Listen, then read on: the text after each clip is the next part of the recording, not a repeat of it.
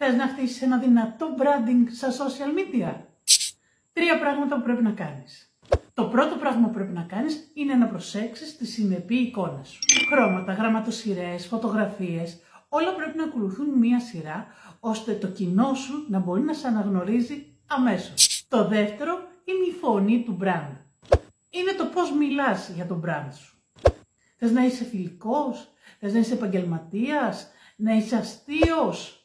Τι θέλεις? Διάλεξε αυτό το ύφος που θες και αυτό κράτησε για πάντα.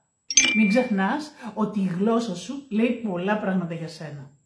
Τρίτον, δώσε αξία και όχι απλά περιεχόμενο. Τι εννοώ με αυτό? Κάθε ανάρτηση πρέπει να έχει έναν σκοπό. Είτε να λύσει κάποιο πρόβλημα, είτε να εμπνεύσει ή να προσφέρει γνώσεις. Οι άνθρωποι ακολουθούν εκείνους που έχουν τους δώσει το κάτι παραπάνω. Γίνε ένας από αυτούς.